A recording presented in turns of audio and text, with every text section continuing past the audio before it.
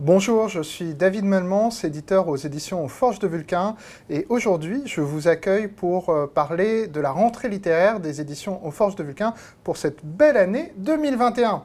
Comme chaque année, les éditions aux Forges de Vulcain vous proposent un roman de littérature française et un roman de littérature étrangère. Je vais d'abord vous parler du roman de littérature étrangère. Cette année, c'est un nouveau roman, un inédit, de Luke Reinhardt. Ce nouveau roman, c'est Vent blanc, noir cavalier.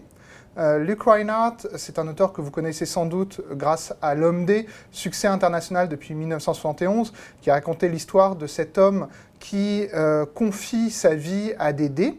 Et en fait, quand ce roman a connu un immense succès, l'idée de Reinhardt, c'était tout de suite de se mettre à écrire un deuxième roman qui n'aurait aucun rapport avec L'Homme D. Et en fait, bien sûr, c'est un roman qui a tout à voir avec L'Homme D, puisque dans la grande œuvre de Reinhardt, qui s'étale sur plus de 50 ans, c'est un roman qui répond à L'Homme D. Alors, c'est l'histoire d'une... On est au début du XVIIIe siècle, dans un Japon médiéval, et un moine est en pèlerinage dans une montagne enneigée. Il sort du temple où il est en pèlerinage et il trouve dans la neige une jeune femme évanouie. Il la sauve et en fait il découvre assez vite que cette jeune femme est poursuivie et qu'il va devoir d'une certaine façon la sauver. Alors je ne vous en dis pas plus. C'est un huis clos, ça se passe en très peu de temps, il y a une unité de temps, d'action, de lieu. C'est un drame, c'est très drôle, c'est très très touchant. Et pourquoi c'est vraiment du Reinhardt ? Parce que, en fait, ce qu'il y avait dans L'Homme D, en grande partie, c'est une réflexion sur le détachement, sur le fait que le bonheur, ça passe par la joie du détachement, le fait d'arrêter de croire qu'on contrôle ce qui nous arrive. Donc les dés, c'était un moyen de dire « je ne contrôle rien du tout, je m'illusionne sur mon moi ». Et en fait, toutes ces idées qui sont des idées qu'on voyait aussi dans la contre-culture américaine, c'est des idées que Reinhardt avait glanées lors de ses études dans les années 50 à l'université Columbia à New York. Et c'est des idées qui sont empruntées au zen, ce courant bouddhiste japonais. Et le roman dont je vous parle aujourd'hui, Vent blanc, noir cavalier, traduit pour la première fois en français par Francis Guèvremont, c'est un roman zen. C'est un drame, c'est lyrique, c'est épique, c'est drôle, c'est un hommage aux Sept Samouraïs, le grand film d'Akira Kurosawa, et c'est extrêmement touchant. C'est la première fois que c'est traduit en français, et ça s'inscrit dans le cadre de cette grande aventure des Forges qui traduisent l'intégrale de Luke Reinhardt à raison d'un roman par an, pour rappeler tout simplement que Reinhardt, c'était le dernier grand écrivain américain. Et c'était donc la rentrée littéraire étrangère des éditions aux Forges de Vulcain. Ça sort le premier vendredi de septembre. Et maintenant, on va parler de notre rentrée française, ou francophone plutôt, avec Badroul Boudour, de Jean-Baptiste de Froment. Jean-Baptiste, je me tourne vers toi. Comment vas-tu, Jean-Baptiste ? Ça va très bien, David, et toi ? Ça va, ça va.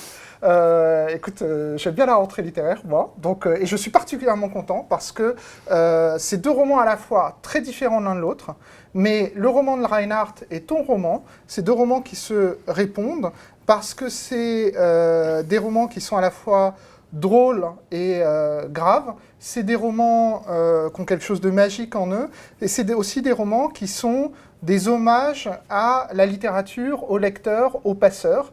Chez Reinhardt, il y a un hommage à la littérature et au cinéma japonais et à la philosophie japonaise. Et chez toi, on va parler, entre autres, du monde arabe. Mais on va en parler à travers une histoire qui est une sorte de fable comique.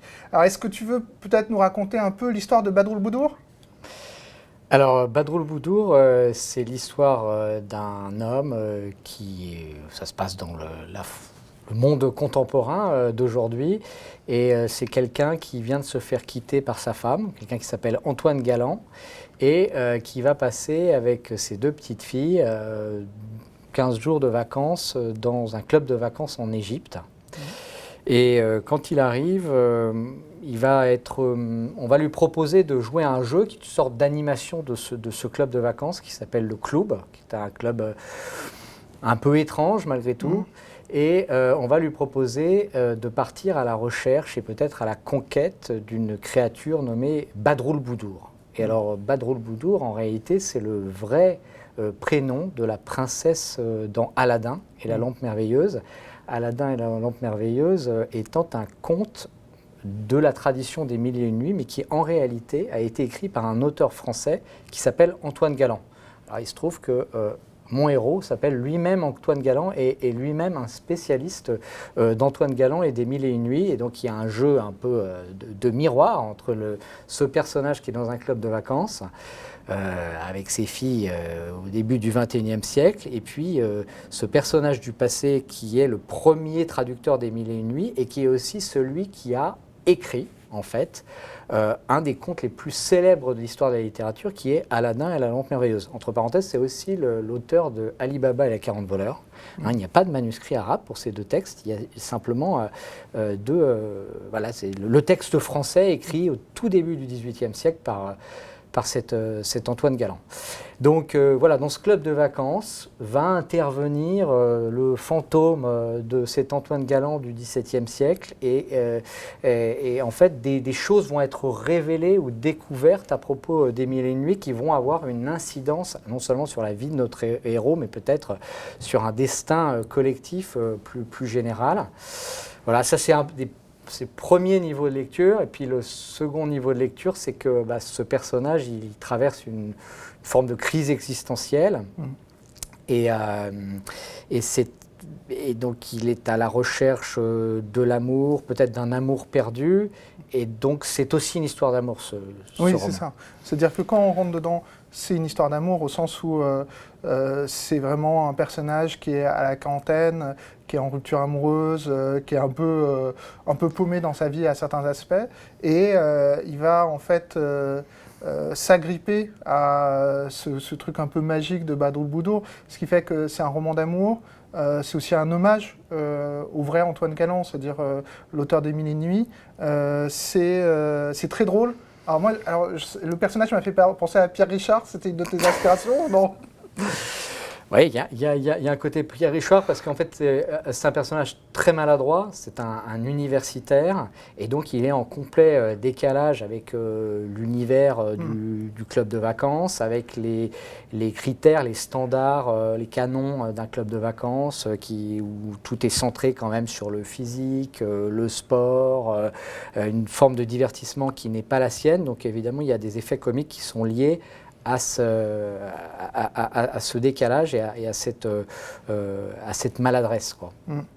Et alors, il y a, à travers ce texte, tu l'as un peu évoqué, il y a aussi un hommage à l'autre Antoine Galland, qui est donc à la fois traducteur et inventeur, dans tous les sens du terme, des Mille et une nuits.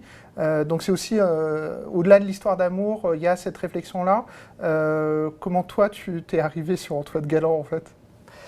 Moi, j'ai toujours été fasciné par les Mille et une nuits. Bon, j'ai étudié un peu l'arabe, etc. Donc c'est un monde qui m'intéresse.